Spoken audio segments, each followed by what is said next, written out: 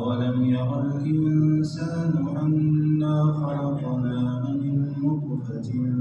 فإذا هو خصيم مبين اور کیا انسان نے یہ نہیں دیکھا کہ ہم نے اسے نطفے سے پیدا کیا تھا، پھر اچانک وہ کھلم کھلا جھگڑا کرنے والا بن گیا۔ ضرب لنا مثلا ونسي خلقه قال من يحيي العظام وهي رميم ہمارے بارے میں تو وہ باتیں بناتا ہے اور خود اپنی پیدائش کو بھلا بیٹھا ہے، کہتا ہے کہ ان ہڈیوں کو کون زندگی دے گا جبکہ وہ گل چکی ہوں گی۔ قل يحييها الذي أنشأها أول مرة وهو بكل خلق عليم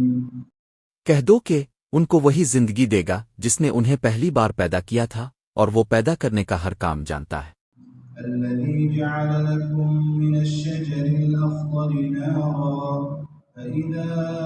أنتم منه توقدون وہی ہے جس نے تمہارے لیے سرسبز درخت سے آگ پیدا کر دی ہے، پھر تم ذرا سی دیر میں اس سے سلگانے کا کام لیتے ہو۔ أوليس الذي خلق السماوات والأرض بقادر على أن يخلق مثلهم بلى وهو الخلاق العليم بھلا جس ذات نے آسمانوں اور زمین کو پیدا کیا ہے، کیا وہ اس بات پر قادر نہیں ہے کہ ان جیسوں کو دوبارہ پیدا کر سکے؟ کیوں نہیں، جبکہ وہ سب کچھ پیدا کرنے کی پوری مہارت رکھتا ہے۔ إنما